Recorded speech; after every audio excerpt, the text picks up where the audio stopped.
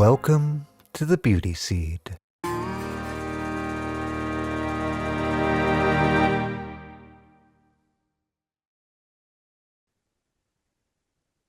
Yeah, so just flowing, like what's in terms of this topic of archetypes connected with story work, connected with tarot, what's something that is just alive within yourself right now? Something that you're like, let me just hop on and Well, I share. I I use it in my daily life all the time. My wife and I use this deck of tarot cards almost daily for looking into that as a framework to have discussion on perspectives of what's going on in our lives, what is working, what isn't working, how to change it. And the primary focus of our engagement with it is actually using that model to discover how to ask really accurate questions of ourselves. We Mm, use it mhm, very often as primarily that is the greatest tool that we found to really home in on where we're letting energy slip from our focus in the types of questions that we're asking about our experience.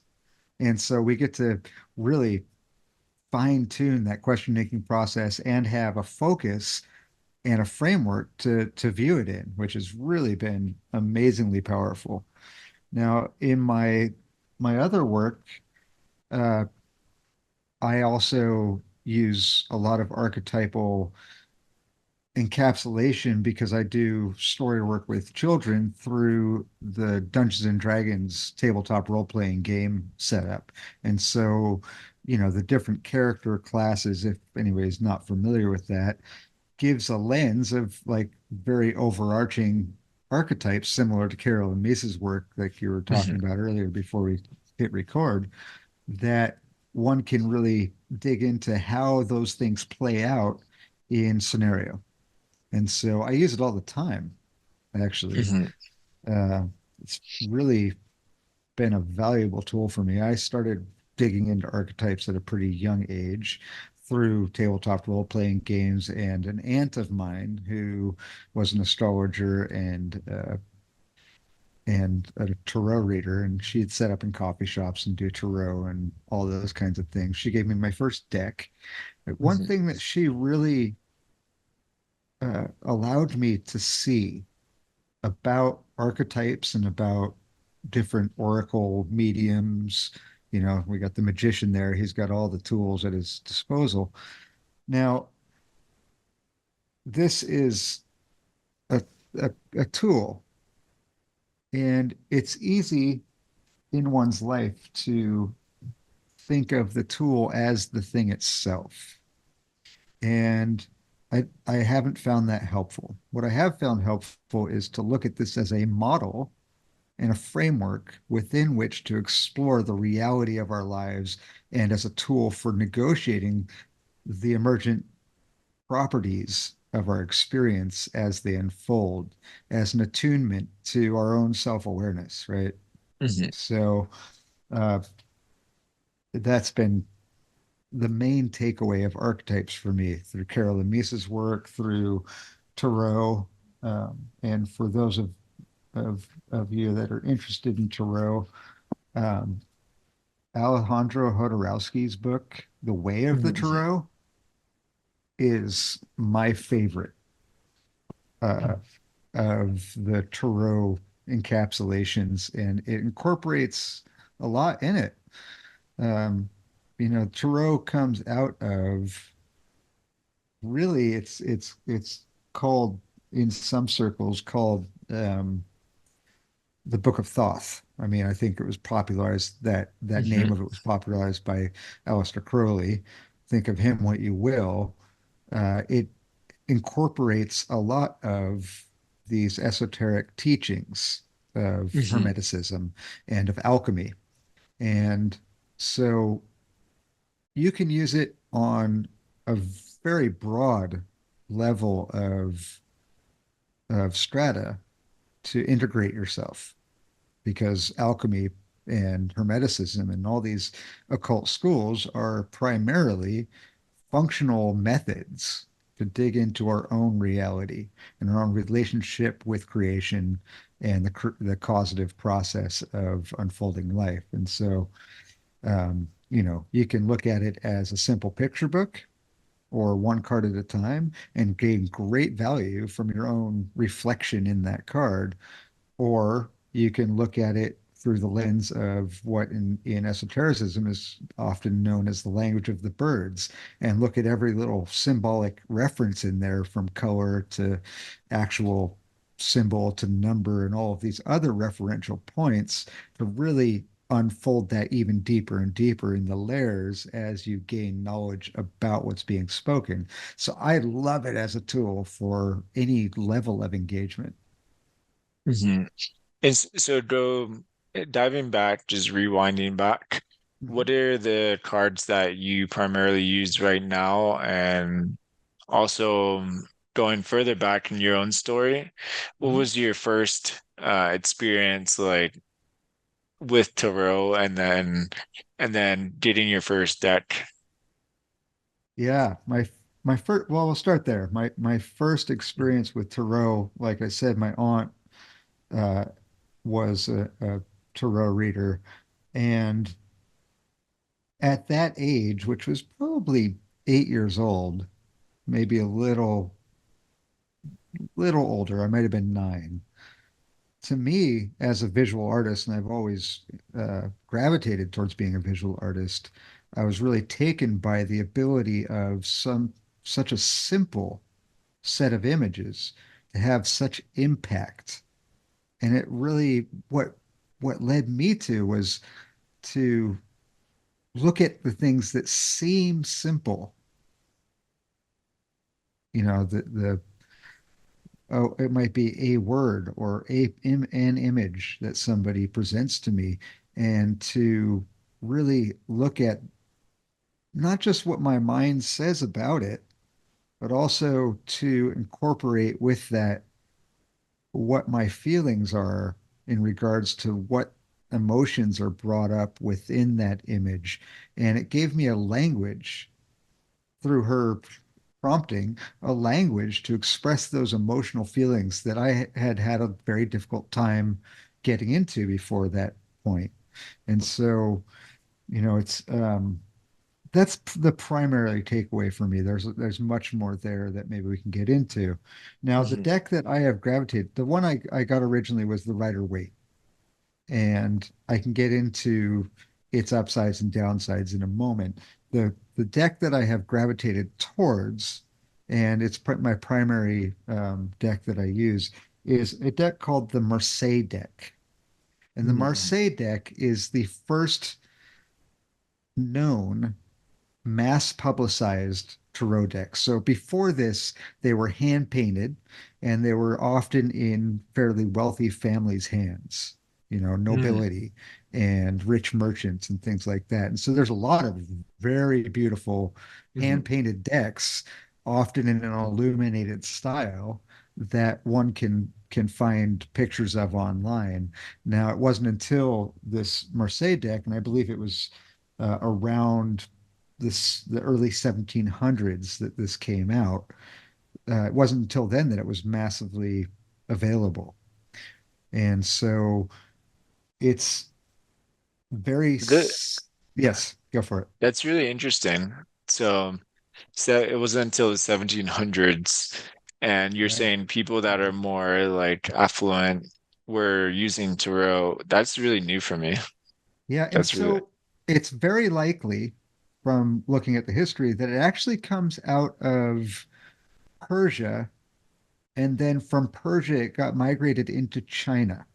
And the Chinese developed it was a 72 card deck. They developed the 52 card deck that is now the playing card deck that most people use. And Mm, that deck is all very much based on two sets of basic uh, information. One is number and the relationship of number in gematria, as it's known. Gematria is the study of numbers as they relate and correlate to symbolic reasoning. And Hmm. so the other set of information that's embedded in the cards is the diamonds, spades, hearts, and clubs. And so those are directly here still in the modern day tarot and the modern day playing card. And they correlate to some very deep alchemical knowledge that once you start to unpack it, can give greater knowledge of how to use the cards to great effect. So you might look at what is now called the pentacles or the Hmm. coin. Originally, it might be thought of as a seed. And this is a growth cycle and a growth cycle of our unfoldment and through our life, how it progresses. So a seed becomes a tree in the clubs, right? In the or staves, wands. And that tree then grows up and sprouts leaves, which might be the swords or the spade, right? Hmm. And then the heart is the fruit, and the fruit is the cups. And those Hmm. cups embody all of that information that we've garnered. And then we're on to the next stage with the fool, which has no number, is that next iteration. We go through that process and spiral motion wise go towards greater and greater perfection of our spirit so that we can come closer and closer to our divine nature. And so, what happens with that fruit? It falls from the tree, and all of a sudden, you're back at seeds. What happens in the decimal system? You go all the way 1, 2, 3, 4, 5, 6, 7, 8, 9, 10 completes it, and that's a one and a zero. All of a sudden, in gematria, in factoring that those numbers, you are back at one. And so the cycle repeats itself, but it doesn't repeat itself linearly or, in a vertical um, position. It, uh, or vertical, whatever, it operates in a spiral motion that we get further and further inward towards the truth so that our further outward expression of that truth becomes more and more aligned with the world we actually happen to find ourselves within. That's really powerful. Like, and also the evolution piece that I I understand from in Peru when I was traveling in Cusco. Uh, the symbol that's really resonant there is the spiral. And it's because the Mm-hmm. Incans believed in that same evolution of what you're saying, like 1 through 9. When you reach 10, you go back to one, but it doesn't mean that you're actually going back. You have that new knowledge and Uh-huh. wisdom. However, you're now at another level, Yeah. seeing that same lesson from a different perspective, and it's Yeah. evolving. Hmm. Exactly. Yeah. It's a I mean, I take it back to it's an alchemical process.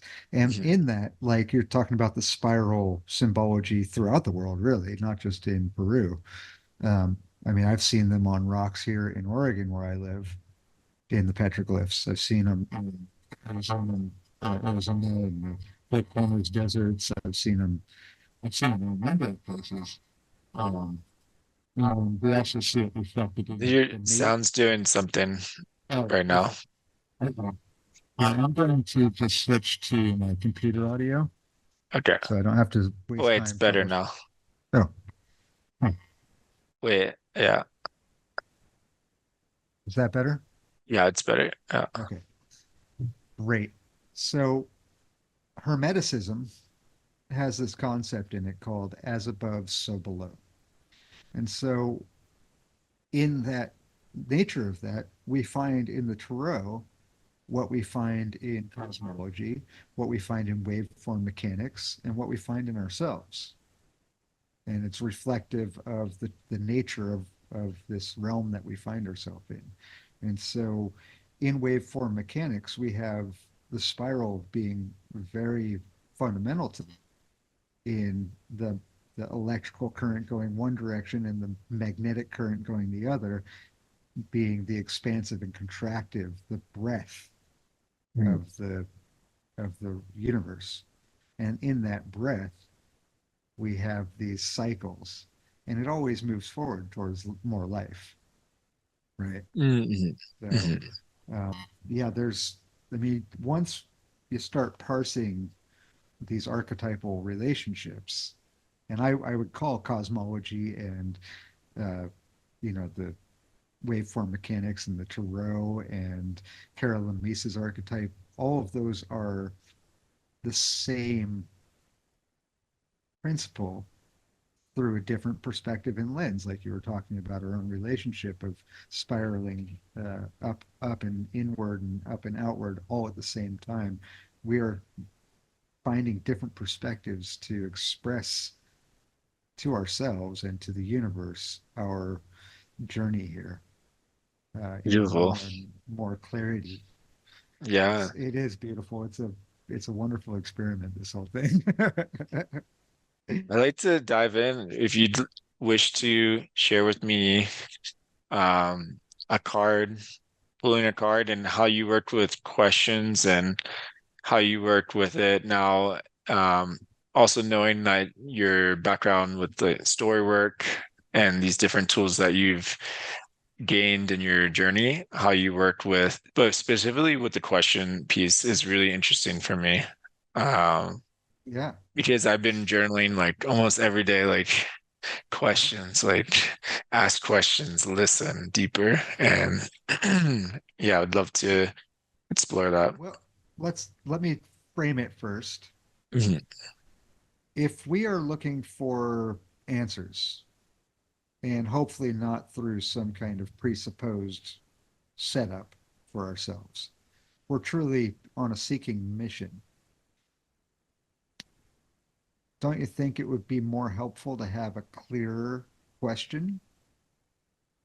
Mhm. So, the clarity of our questions allows us the space to get clearer answers from our own intuition, from the world, from the reflection of the cards or whatever medium you happen to be using.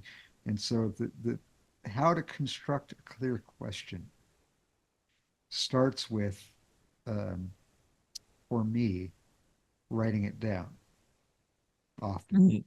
Mhm. And that way I can look at it like we do in the Unlifted community. You write it down, you craft it. And so, that is primarily where I start.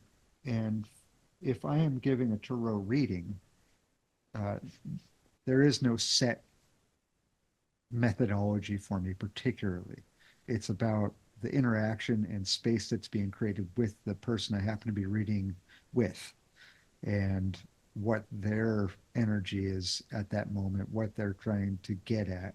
And from there, I'll help them, navigate asking a clearer, more accurate question. More accurate is probably the best single tool I have found for getting at what's going on in my own psychology and in my own emotion. Many people will ask if it's the right question or the wrong question or the right answer or the wrong answer. And I found this to be really can stymie the progress of digging into something. And when I change my perspective to go, is that the most accurate way I can ask this? Or is that the Mhm. most accurate answer I can receive? The whole thing opens up to be something I can get way further into, and I'm not putting a roadblock in the way through conceptual matrix, right? So, Mhm. is there something particular that you have in your life that you want to ask of a card? See, I'm really been tapping into student and being an explorer more than a Mm-hmm. seeker. Just very open to what's here in the present moment, and Mm-hmm. also open to explore, I would say, open to explore different spiritual pathways and Mm-hmm. Yeah, so right now, in this moment, in this present moment, what's coming up for me is question I think is the other side of the student's teacher. So how can I create balance between my student and my teacher?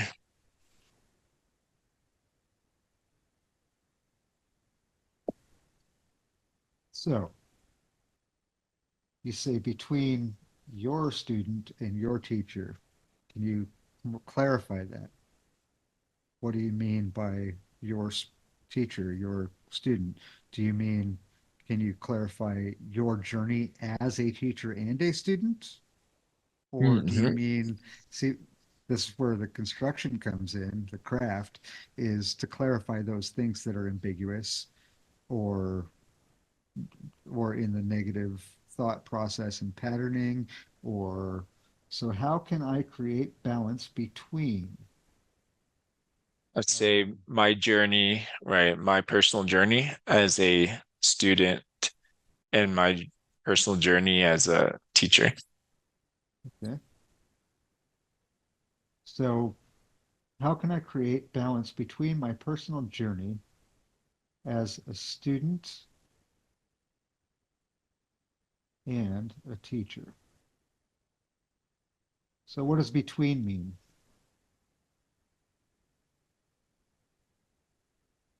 Between for me,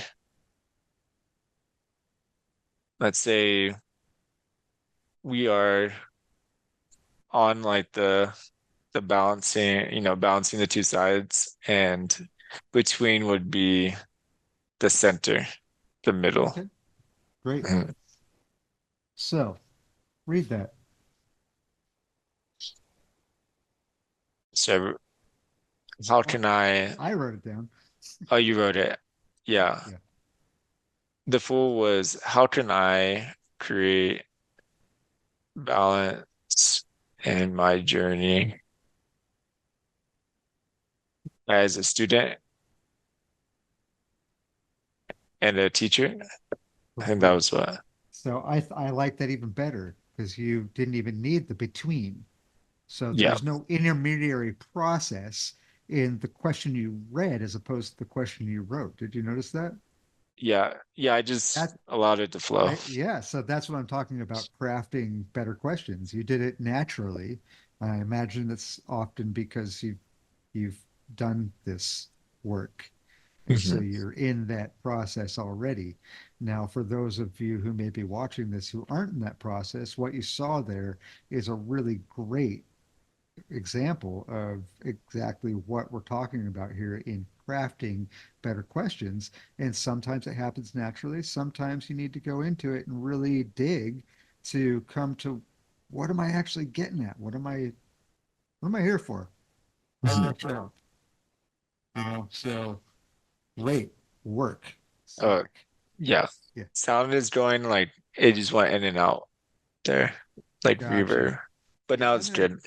Yeah. yeah, it's because I have a new desk configuration and my mic is off to the side a little bit too much. So when I turn my head, it's not picking it up as well as when I face it. Okay. And then there's like a reverb sound sometimes. Okay, so If what you, I'm going to do yeah. is I'm going Mhm. to unplug that mic and go to my computer audio because I would rather have clear audio than perfect audio. Okay. All right. So we have question written down. You're saying about crafting that question. So we crafted a little bit. Do you feel oh yeah, you got it. Do you Boom. feel we Let need me. to craft a little bit more, or do you feel that that's a good question? I feel like that's a great question, and yeah, I thought it was great to be able to give an illustration of what it is we're talking about.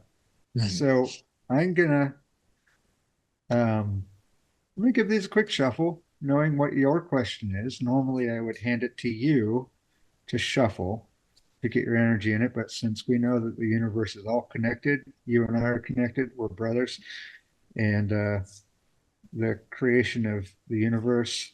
is all within us, around us, about us, that we can be connected right here. You're touching these with my hands. And Yeah. so I am gonna fan it out, show them to you, and I'm just gonna pick one at random. Now, normally I would do a larger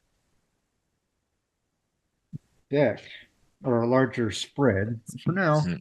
for illustrations purposes, I'm gonna show this all to you. So Mhm. why don't you tell me what you see in this? That's funny. Yeah. Well, I see. Well, it's funny. There's the balance there. The Yep. little like scale. It's right there. And then, yeah, well, I mean, the justice, for me, the word, right? Justice for me Hmm. has to do with like the right or, the judge, the person that is deciding and choosing. Hmm. And I see there's a crown, sword. And then for me, what's new is the colors within the deck, like the really present colors of like the red and the blue and the Hmm. yellow Yeah. and, and Go yeah, for it. yeah. So So that's what's coming through for me. great. So what do you see in her crown up top? There's a little circle piece, and then on the top, gold piece on the crown. So that little circle piece in the middle might be like your crown chakra, right? Could be. Mm-hmm. So that red circle with the gold in it, that red circle is the uh, I'm drawing a blank. It's the Mundi. It's got a Yeah. fuller name, but that is a Uh, symbol of the encompassing of a full embodiment of your spiritual life. mm-hmm. So there's a balancing of the sword on the one hand, which is the thought and the idea, with the scales on the other, which is like only God can truly judge us. And maybe my intuition says maybe you're judging yourself a little bit too much about the differentiation between being a teacher and a student, because maybe it's possible they're one and the same thing. Mm. So there's that. She is on a bed of gold that is full of growth. So she's engaged in her work, she's expanding her work, and it is of value to those around her. So she also has this uh, ermine aspect to her robes, meaning that there is a noble aspect to the work that she does in the world, right? Um, the sword that is in her left hand, her mind, is red, and that red in this tarot and in many places. I'm going to pull that back just a Hmm. second because it's Yeah. getting hard to hold up there. Yeah.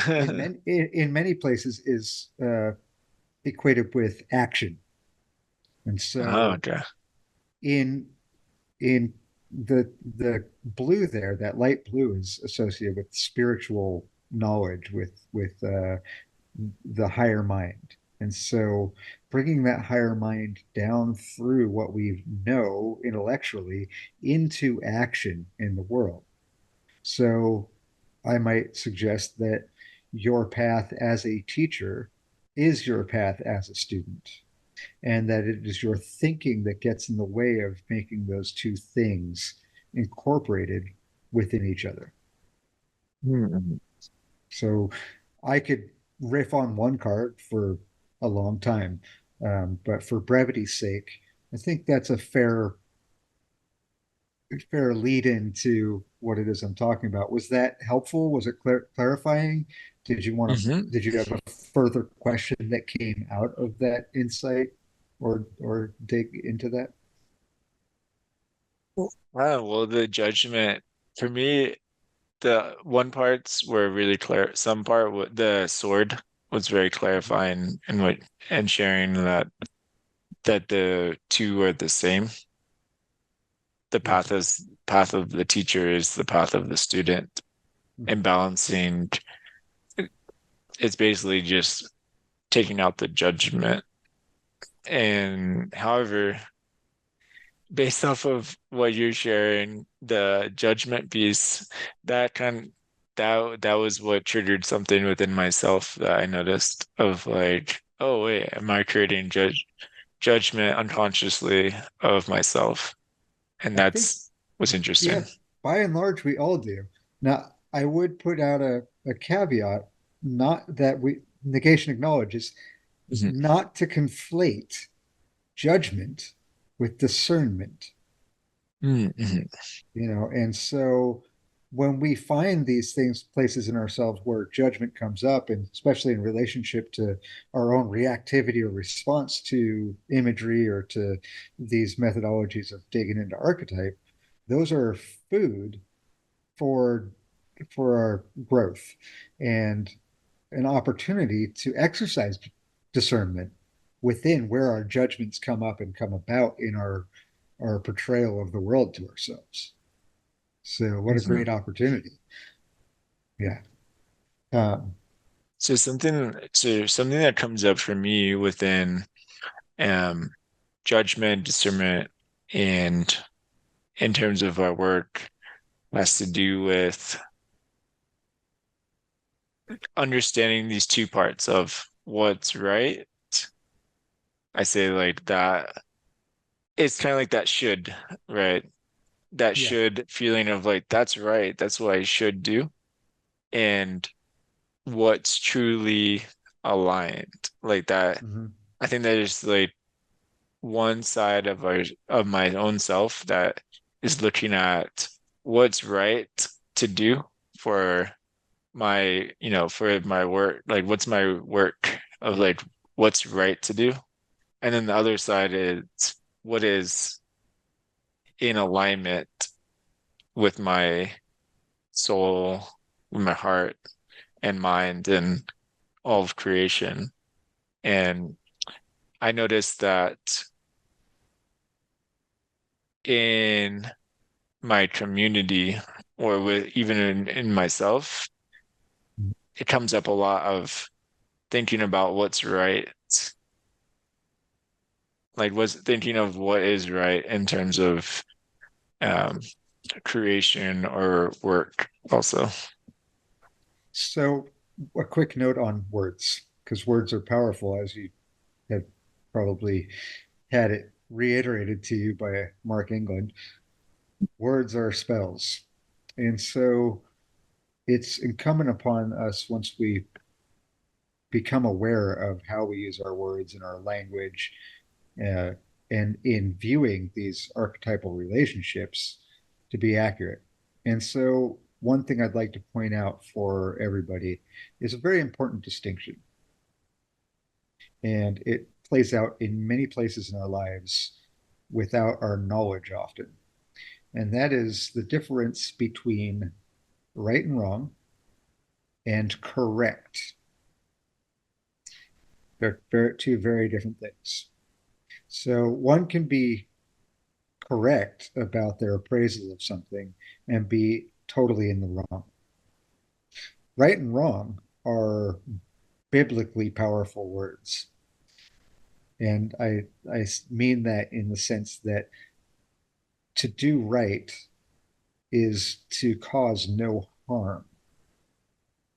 Now, Mm, you can have an mhm, interpretation of a situation that is correct that still harms somebody through the use of your word, through the aggression of your energy, or through any number of things.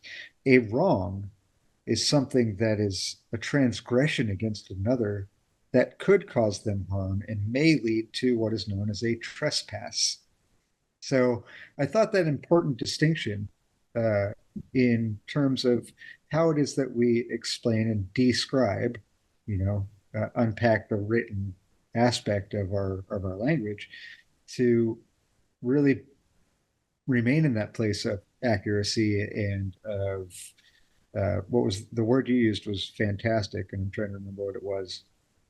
Align, like right Yeah, to versus stay being in aligned. alignment, to stay in alignment with what is right while being Hmm.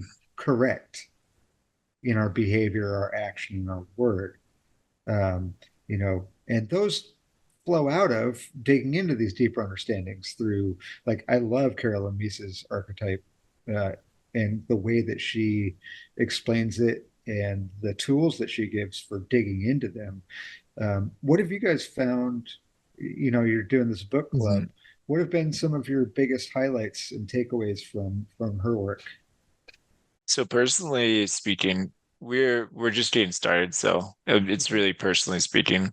From her work, I've gone into the anatomy of spirit and then the sacred contracts and archetypes. So within the anatomy of spirit, it was really powerful for me to have a framework for the chakra system that was easier to digest. Yeah. And yeah, it wasn't so like advanced, like spiritual concepts, but more like, all right, this is, spiritual basics here, like energy. This is how energy works. This is how she shares also about like our biography being our biology. So this is why our stories are important. And so that book gave me a really good foundation for sacred contracts.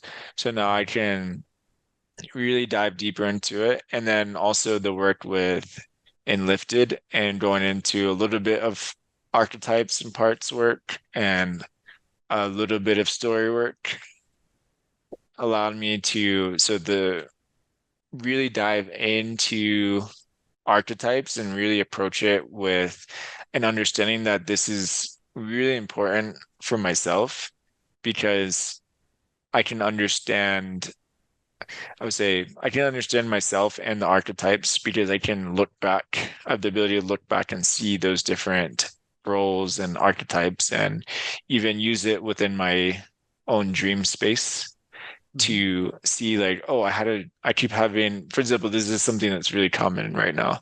I keep having dreams about playing football because I used to play football.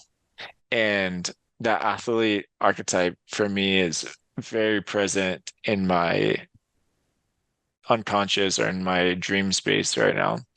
So in terms of that, like I connect my other practices back to archetypes, like dreams, journals, meditations. I'll relate it back to what's the energy I felt uh today or in this week. And then I'll use that archetype to step into how can I embody that energy in my life. Right. So, like, the Achilles archetype might be an analog of the athlete, right? Mhm, mhm, And so there's a breadth of stories that we can draw from to gain different perspective and triangulate in on what that archetype might mean for us. And I certainly keep a number of references around for that. And yeah, there's some great tools for digging into that space that I've found over the years. Um, one of which was from the Way of the Tarot, which is he is a I don't know if you're familiar with Alejandro Jodorowsky. no, no. He was born in South America to a Jewish family who was exiled out of the pogroms in Russia and ended up in Chile. And from Mhm, Chile, he moved to Mexico City. And in Mexico City, he became involved with the avant garde improvisational theater and art community that was thriving at that time. And so a lot of his work in archetypes and integrating archetypes comes through in improvisation. And one of the tools of mhm, improvisation that he utilizes to great effect in this work is to put on the skin. It's like the art of masking, which is a sacred art that is very ancient. You might be familiar with Mardi Gras, for instance, mhm, mhm, and a lot of what Mardi Gras is role switch up. And so Hmm. the king might become the peasant, and the peasant might become the king, or however. But you put on a mask, and all of a sudden you're embodying the characteristics of that archetype. And so through that lens, proverbially speak, or metaphorically speaking, put on the mask of that archetype. In this sense, the athlete or the Achilles or the Hercules, uh, however, whichever one resonates with you, and ask yourself, you know, what do I have to say? If I am Achilles, and my message for Abe Max right now is, and then just start writing. And Mm. it's fantastic what can come out of that. It gives context for the stream of consciousness aspect of the deeper work to have the forebrain, the mind center engaged as well as the subconscious aspect, so that there's a bridge that allows for some really interesting possibility to occur within that framework. I really dig it. Um, and, Hmm. like you can go really far with that. This book is one of my favorite books. Oh, If you you're and not, Red Bolt. Hmm. if you're not familiar with it, are you? Oh, Yeah, I have it upside down.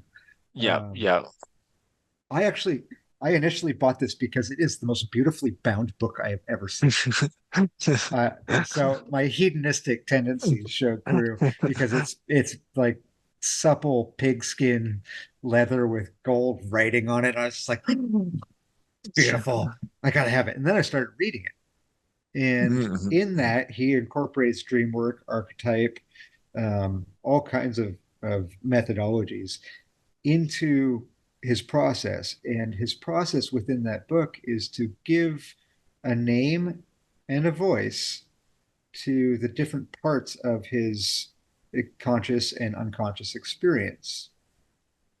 And so he actually has conversations with different aspects of himself, the Mhm. subconscious, the id, the ego, the superconscious, through different naming conventions. And at sometimes he actually applies different tenses, as in grammatic tenses, to Mhm. different aspects of his subconscious to have conversations with them.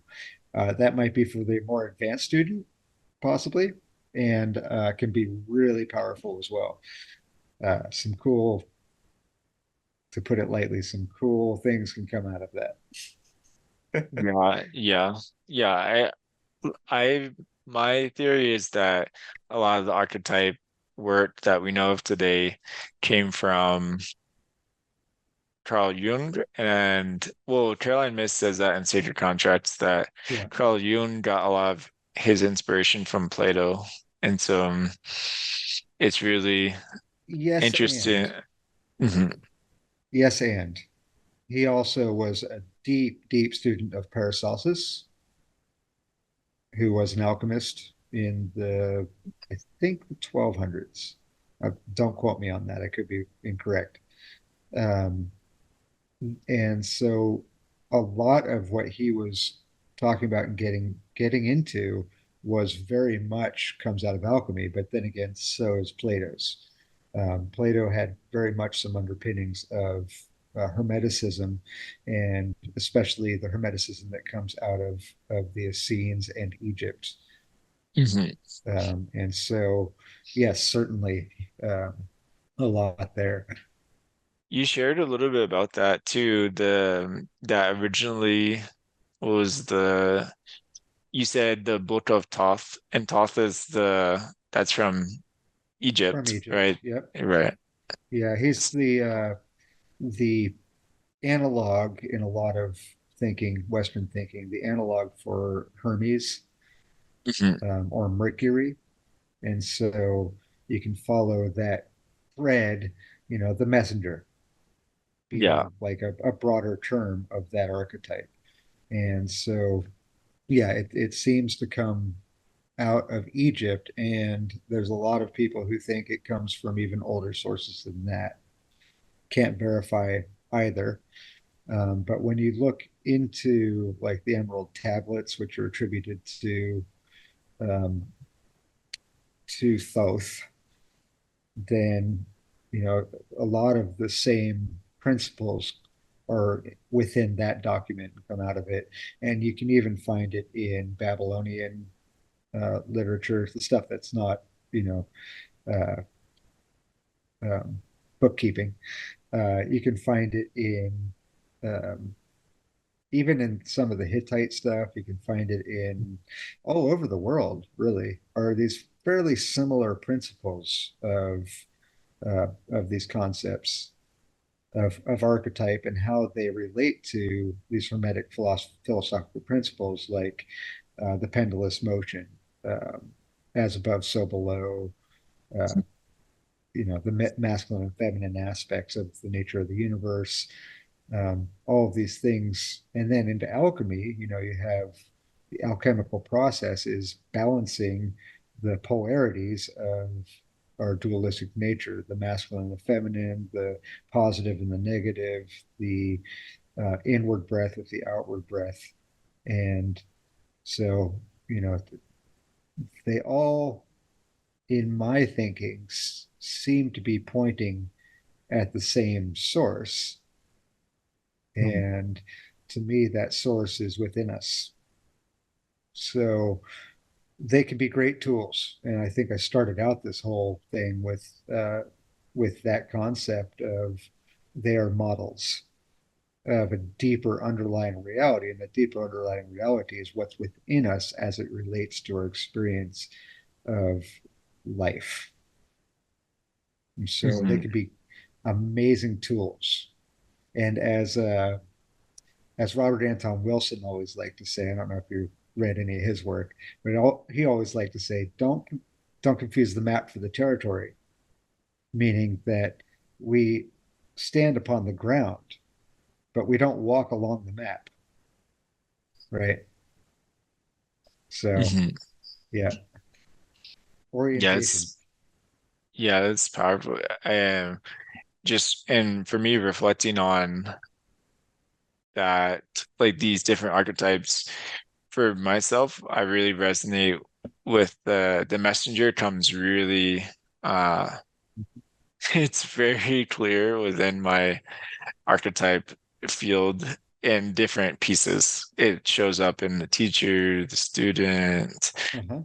poetry, like as the poet, writer, and it's yeah, literally a big part of my I know it's a big part of my life mission because it's also in my astrological chart. Like I was about uh to say.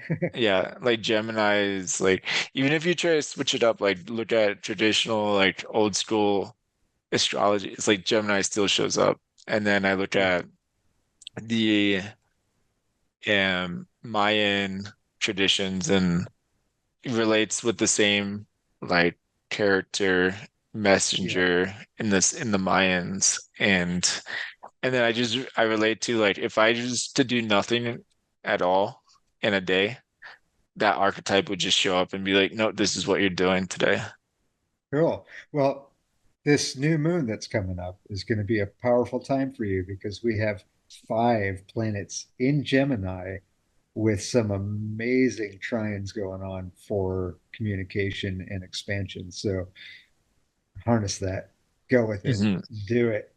Oh yeah, it's happening. It's happening. I feel in divine alignment right now with everything. Like my schedule is set up all around communication and having this conversation and the synchronicity of the insights coming through. And I did an astrology reading yesterday with a friend, and we talked about the different things happening. So this was a further integration of that, I would say. This Excellent. Yeah, conversation's been, yeah. astrology can be powerful. And, there's like, you put the archetypal work that we're doing into the context of astrology, and with it, give you powerful times in which to engage in that work. When you really get into it, there's like optimal times in our life to go within and to really get the most out of it. And, so I use that when the astrology goes, hey, this is a great time to go within and look at this type of thing. And that type of thing is based on archetypes. I mean, what are the zodiacal signs if not archetypes, right?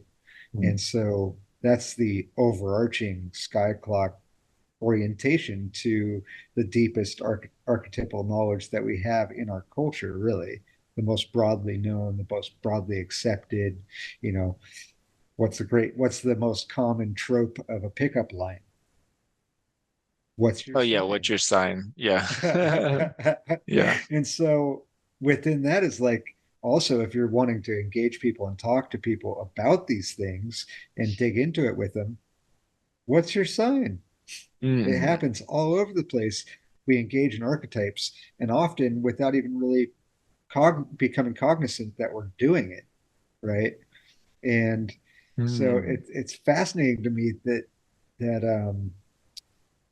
I find like that it is an underutilized resource that we have Mm. at our fingertips, and it's so ingrained in our culture without being um,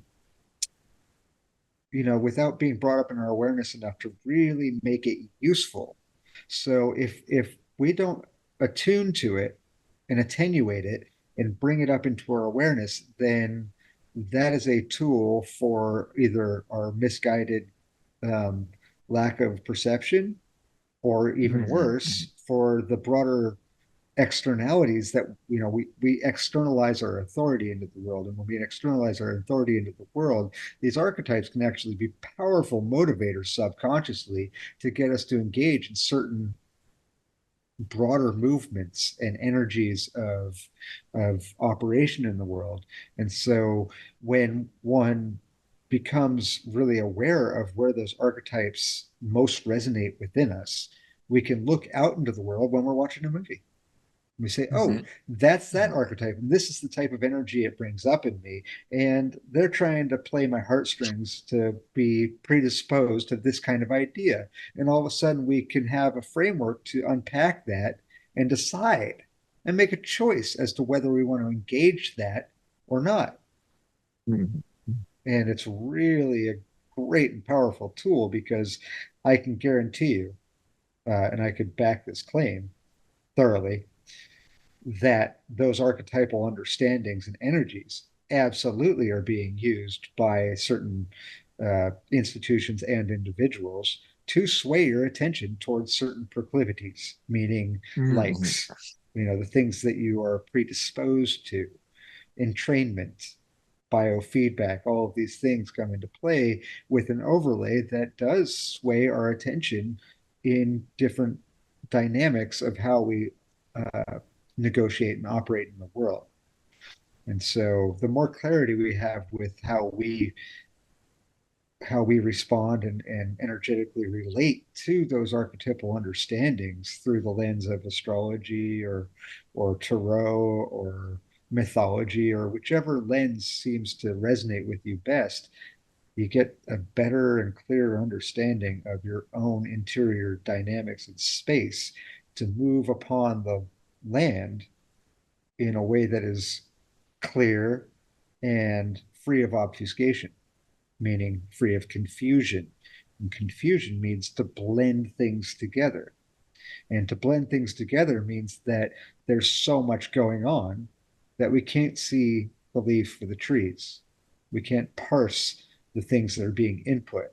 And so the more clarity internally we have, the easier it is to disintegrate those multitude of parts to Mhm. know what we want to accept and what we want to repel, right? Mhm. Yeah, I'm getting insights to create something like based off of this conversation within our community and circle in the future, creating a space where we can play with the archetypes, like putting what you said, like the act of putting on the mask, but with Masking that is intention, powerful.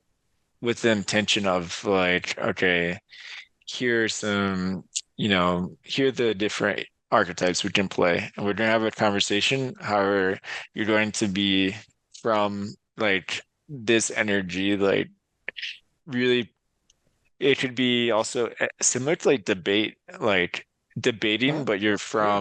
you're debating from the energy of this archetype. Like for example, um, yeah, I mean, debate on anything simple, like debating on what's the best way to like we should have like self-growth, right? It's a Yeah. debate on self-growth, and then people come in and we have different archetypes. Like one could be the critic. Like you Hmm. just put on the critic mask and you're just going to the whole time like share like the negative to that. Like Yeah. really point to like what's wrong in the person's argument. And then the other person could be like the optimist. Optimist is a person that's just gonna just like feed and say like, yeah, that sounds awesome. Like, The victim. the victim, yeah. Be the So victim of it. Mhm. this is exactly what I'm talking about when I say I use tabletop role-playing games in this type of setting, is that Mhm. we have the mask aspect of it in this character that we're playing, and we have the setting and the circumstance, which is that overlay of a topical conversation that we can have between the players and the person running the game to really dig pretty deeply into some of these things with Mhm. an actionable happening that you're playing through. Um, and yeah, so that is role play at its Mhm. highest, in its highest form, is to embody that archetype and to see what it has to say to it, see what it has to say to the circumstance, see what it has to say to, and that can be used in your daily life by picking out an archetype out of a hat once a day. Pick out an archetype out of the hat and go, okay, I'm going to put that archetype on in relation to this thing that I'm dealing with today. Could be Mhm. mundane, could be a huge thing that's happening in your life, and write for 5 minutes. Mhm. Well, that's It's a Tarot too. That's like the yeah. full circle. If you That's what I pick, do with the tarot. I pick a yeah. card and I write about my relationship with what that card is telling me. Same thing. Mhm. Yeah. So oracle cards are Yeah, a great Oracle method of cards. doing that. You might have the archetypes of different animals, or what it's play, and play Mhm. teaches us so much. And one thing that play does that is really fascinating to me is it allows us to put our guard down enough to Mhm. step into these kind of uncomfortable realms. It allows us to have skin in the game without so much risk of Mhm. losing this or causing that, or all of these fears that we have about the outcomes of what if you know so Mhm. yeah, powerful work, really. And Wow. something we can engage in whenever. It's play at your own level too. That's great. The play at your own level thing I'm really into. There are Mhm. no So I've been digging into a book called Finite and Infinite Games, and I can't remember the author's name, but you have finite games are those games which have boundaries and a static rule set, and that might be a video game. It might be a role-playing video game, but it's a Mhm. it's a confined set with rules that are static, and it adds to a competitive nature. And when we are dealing with ourselves in a competitive nature and a competitive heart, we stymie ourselves because we automatically close off to some possibilities in order to achieve this possibility. Now, with an infinite game, you have a horizontal, a horizon to work within, and that horizon can shift and expand with the motion of your perception. And the rules can shift within that to engage the different circumstances of what comes up. And so, what we have here is, in playing with these archetypes, we have a horizontal game, a horizon Mhm. based game, which is expansive. It has enough of a limitation on it to be useful, but not so much that we put in unnecessary blockades to our craft and our work. Um, Mhm. yeah, Wow. It's really, really powerful now that just having the space to receive and to reflect, it's very powerful too. tap into the archetypes, especially for men, and not looking at it from a finite game specifically. Because from what I've experienced is that there's groups that focus on the four like core men's archetype, which is like the king, warrior, magician, lover. Now I'm diving into sacred contracts, and Caroline misses like if you know a character, if you know an archetype, add it in if that's Yeah. what you resonate with. And then what you're Yeah. saying is that even beyond that is that once you put the mask on, there's so much that you can do in terms of playing because you're not really restricted. You are restricted for that moment, but actually, if you think about it, you can pull on any mask of an archetype, and then that's infinite also. Well, yeah, the main restriction that I find in that is your own presuppositions and blockages about engaging with it. And Mm, there's a lot of meat to dig into right there because it allows you, once you put that mask on, you can go, "Eh," and then you mhm, can go, okay, I feel that in my body. Where? What does this mean about me that I am unable to engage this aspect of myself? There's questions that can be generated that we can help ourselves to dig into in that space alone. All that needs to be done is that first step of engaging it. And you put that mask on, you go, oh, there's a whole world here that I can explore, and it starts right here. And so mhm, wherever that little flutter in your balance is a great opportunity to dig into that. You don't even have to mhm, look very far. It's all right there. Great. And then you get through that and you dig a little further into it. And there's more. There's always more to know about ourselves and to know about our experience in traversing life and traversing relationships with others and mhm. putting your relationships with friends you can paint them with the broad brush of an archetype to get a better understanding about how you interact with them, about whether or not you want to go into business with them, about whether or not you want to date them. You know, um, yeah, it can be a really useful tool, uh, and Mhm. there's opportunity all over the place to invent new games for yourself within that framework.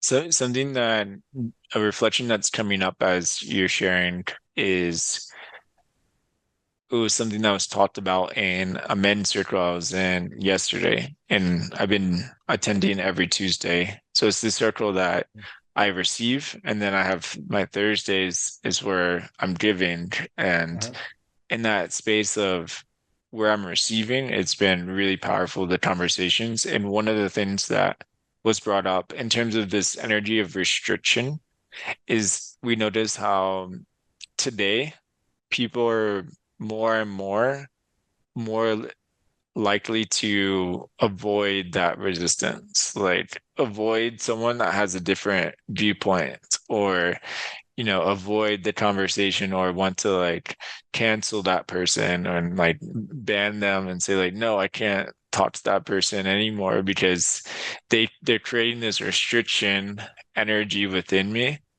And what I'm noticing is that this activity is really powerful so that because it activates that similar energy of yeah, because it's testing the people, but you're not actually doing a physical thing or actually putting an opinion there. It's actually themselves that's putting the block. it removes the projection aspect of it. Yeah. Yeah, removing the So projection. there's a great clinical name for this. Um, just one second. Mhm. Yeah, removing the projection is essential.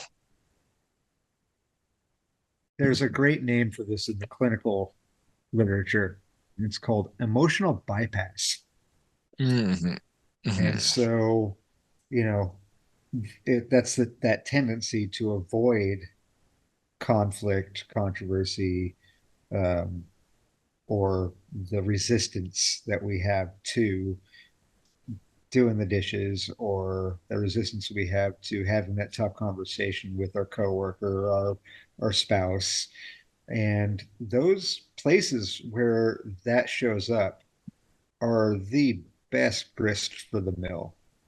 Mhm. And for those of us who are seekers and are in a on a path towards greater knowledge of our own internal space and workings, those are the places that are have the most pay dirt for us, is to lean in where it's most uncomfortable Mhm. and show up like a warrior Yeah, in the highest sense. And all of these archetypes, that's something that we maybe could touch on, is that all of these archetypes have their higher potential and their lower potential. They have their uplifting expression and their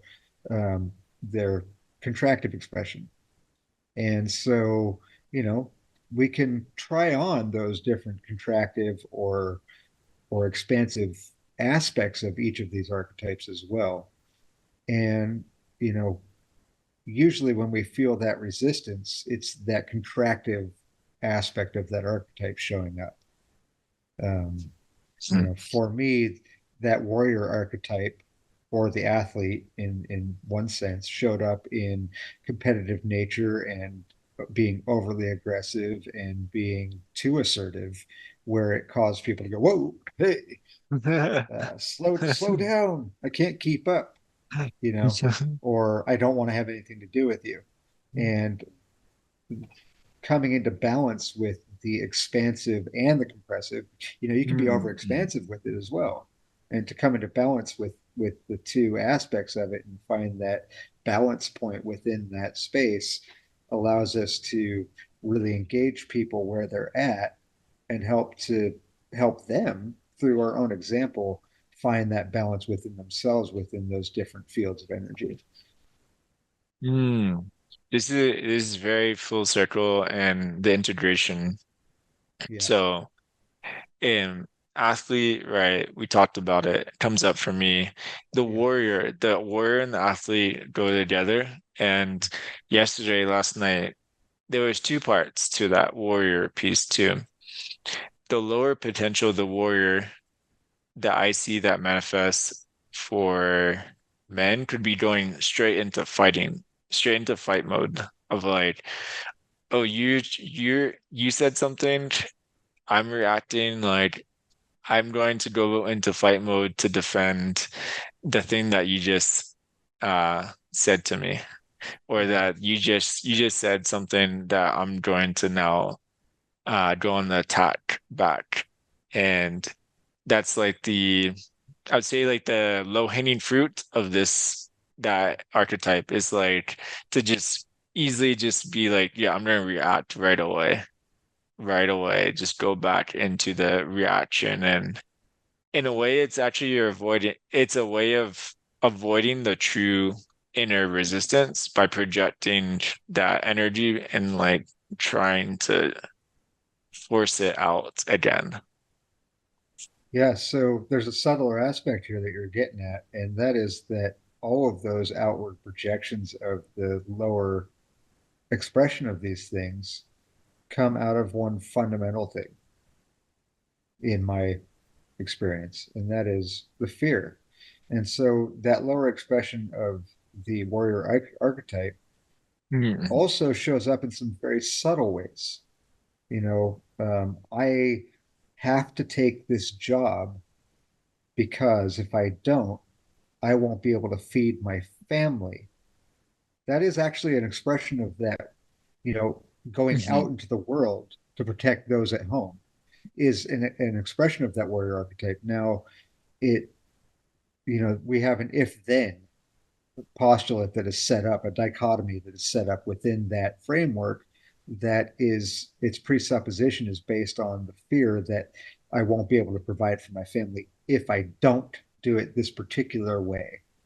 And Mm. it closes off the possibility that there might be other ways of doing it, right? Yeah. And That's so one of the the Yeah, Like just a quick side statement. yeah, sure. You're touching on a hidden gem within Enlifted, which is negation. This a conditional is really like it's a hidden negation that people don't consider. A lot of people don't consider that they're negating themselves when they create if-then statements that are like very hard expectations to meet. So that's just a side note. Absolutely. Yeah. So let's not let's leave it. Let's expand from there rather.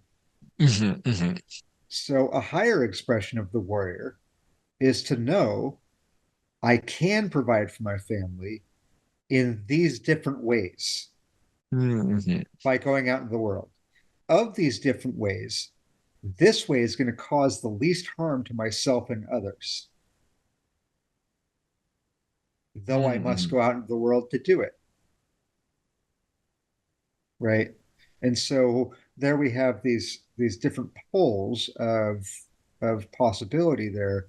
And somewhere in between is probably where the sweet spot is for the actuality of how we live our lives. Hmm. Right. That's really powerful how you put that.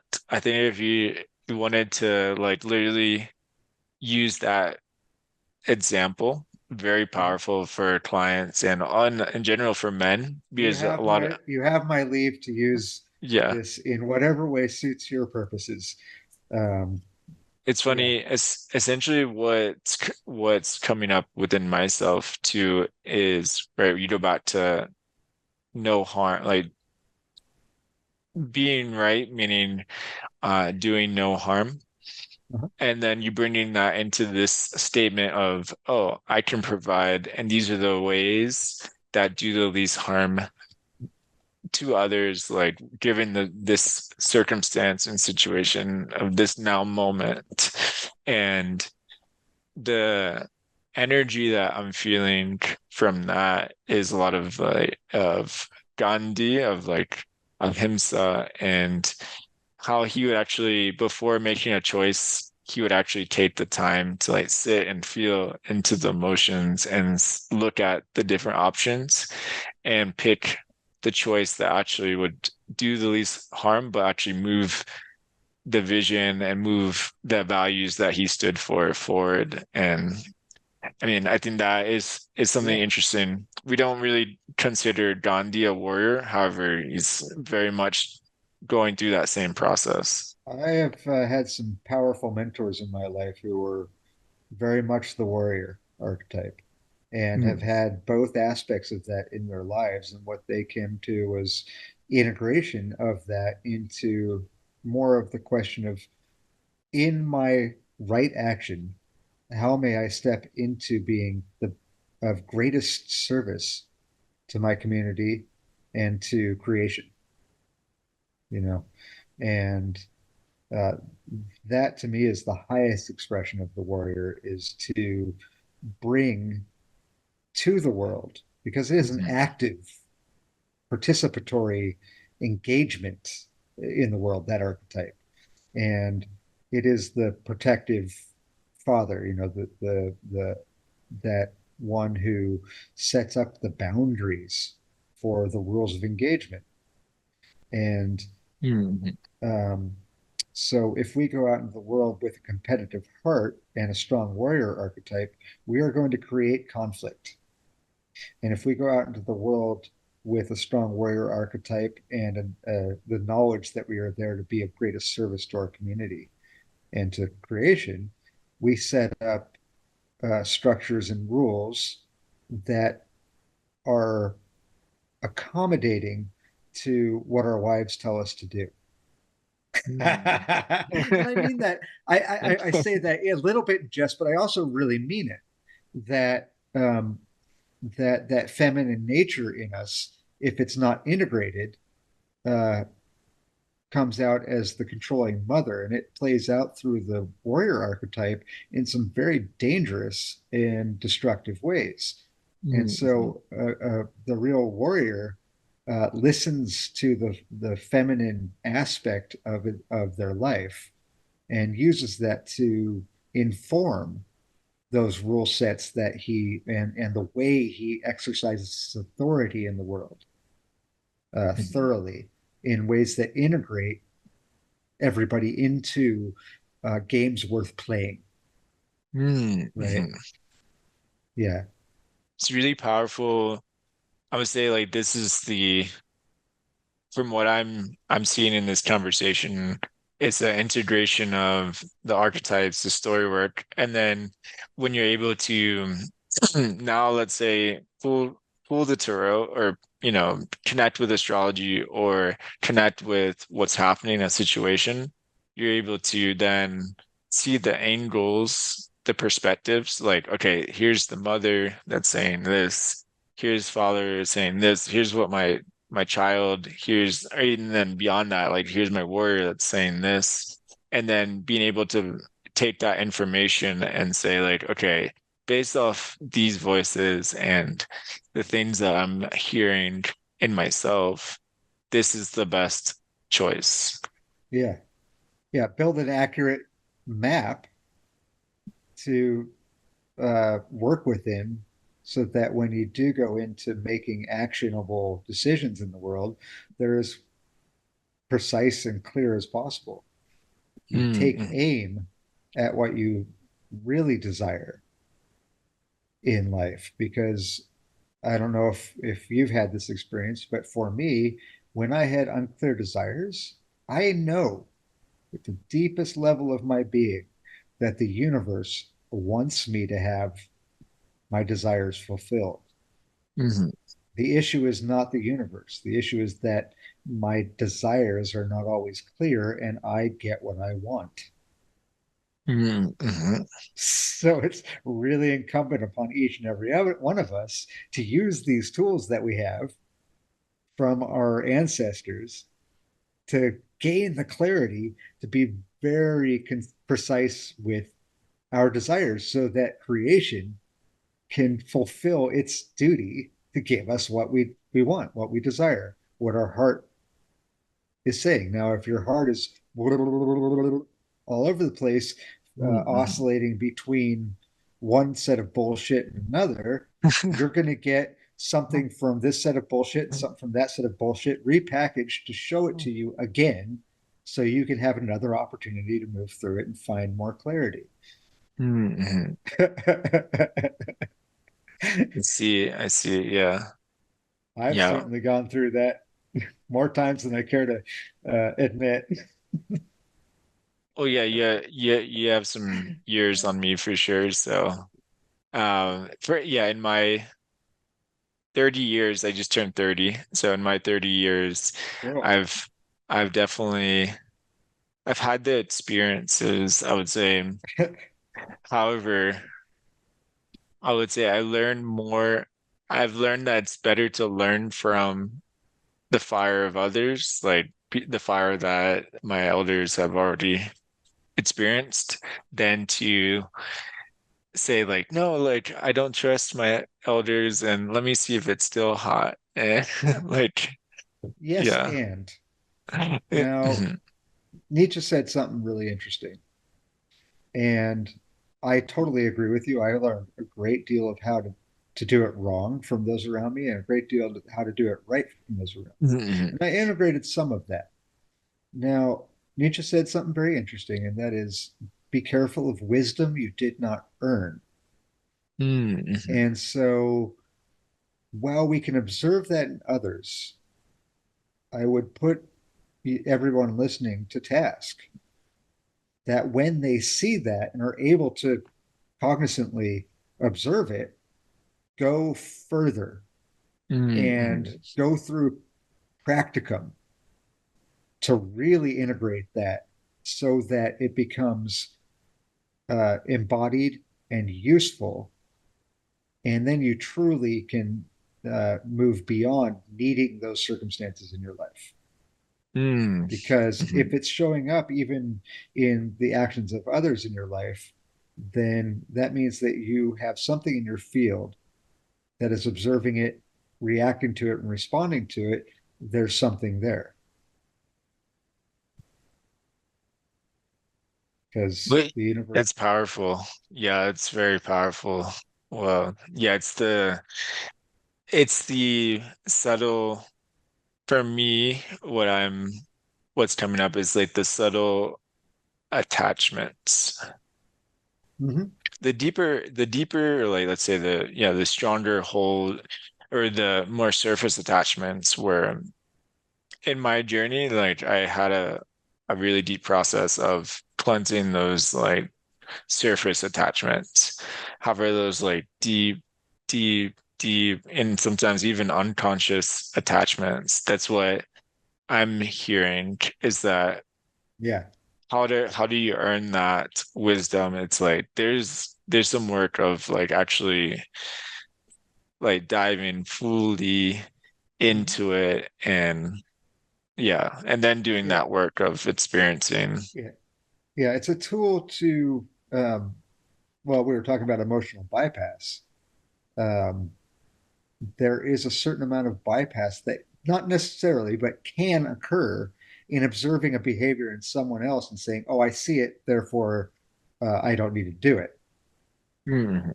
That is not to say that one can't see it and then go into the experience that you're seeing and really relate it back to yourself and Mhm. and really look at why you're seeing it and what it means and all of those deeper questions that we can ask ourselves. Now, obviously, it's really helpful in the beginning of those processes to, as Mark says, put the grill on the table and deal with those things that are most in your way. And Mhm. I have found in my search, I'm 47. I've been at this since I was very, very young because I came into this life with a lot going on. And what I've found is that over time it has gotten more and more subtle. And Mhm. my mind is very active. And I find that I hide things from myself. And I hide it from myself in those types of interactions. And so Mhm. I learned through experience of like, where's this behavior in me coming from? I don't get it. I can't seem to change this behavior in me. And it wasn't until I started digging into those things that I thought I had moved through because I observed it in others that I got into the meat of where some very deep rooted and underlying um, inharmonics in my field were, Mhm. and we're really able to bring those back into tune, back into alignment, and back into a proper um, path in my life. It's kind of like I was working with a client a couple days ago, early last week, and he was doing some story work, and he was doing this thing where he was writing in very truncated, encapsulated statements about his experience. And I went, "Hey, what's this about, buddy?" And we got into it. And I do this too. That's how I knew to like look at it and go, "Hey, you might want to look at that." What I do is I have a holographic image of the experience that I'm having, Mhm. right? Mhm. I have this holographic image. It's all encapsulated there.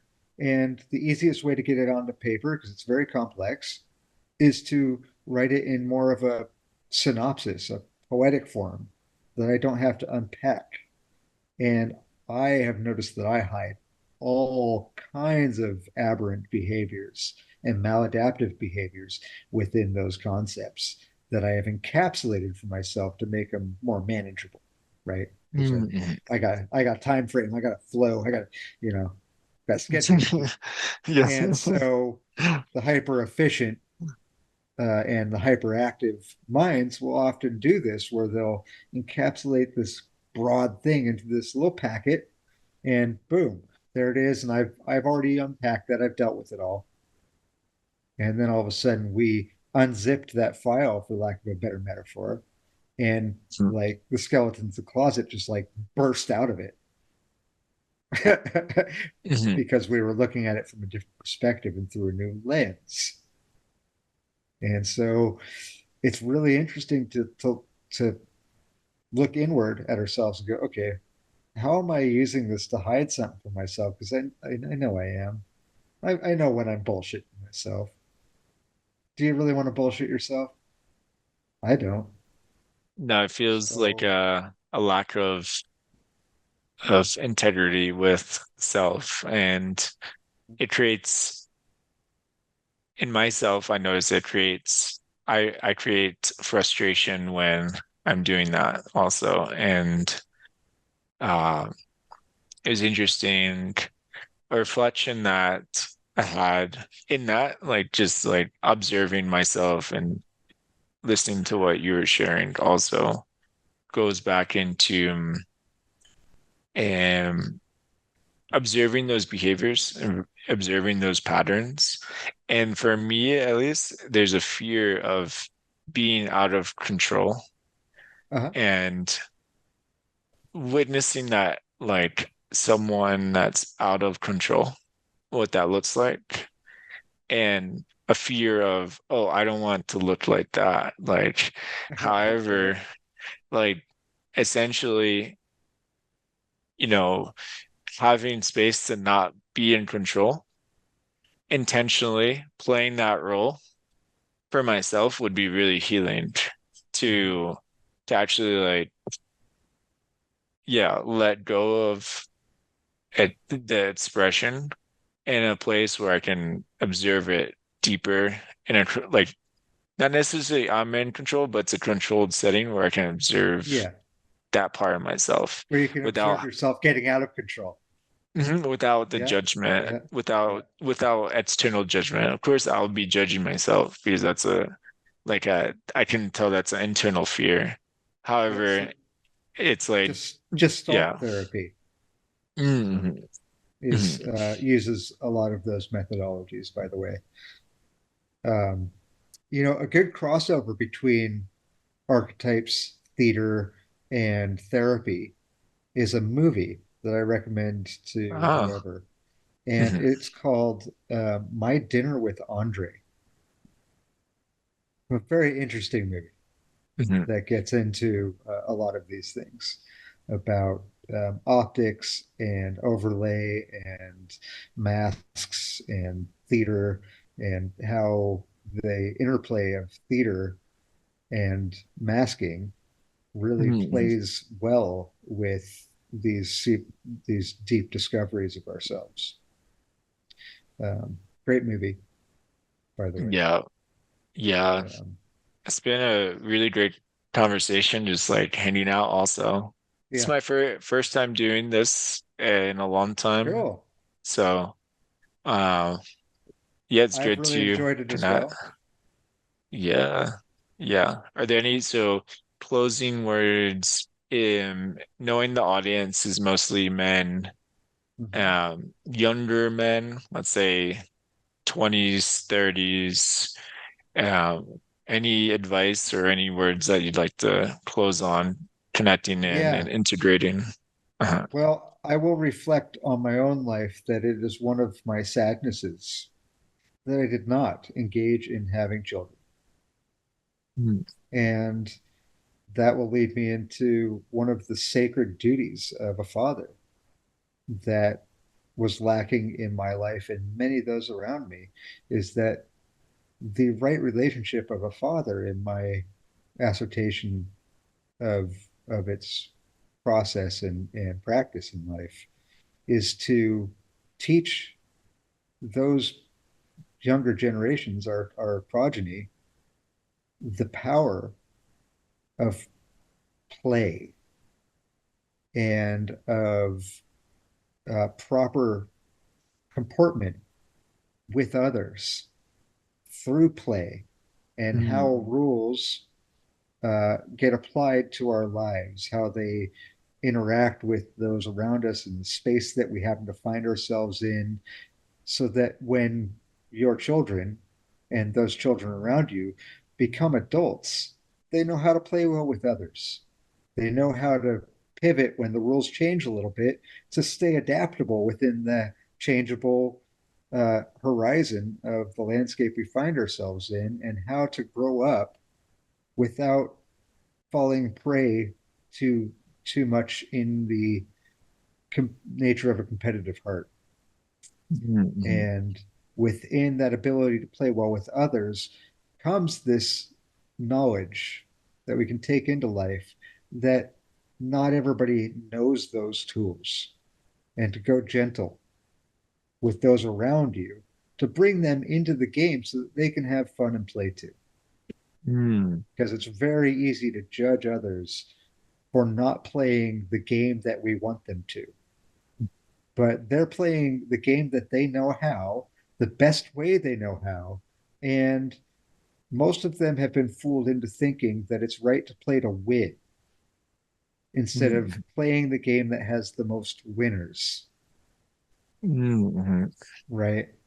And so the right role of a father is to teach how to play well with others as much as it is how to survive the world and all of that mumbo jumbo.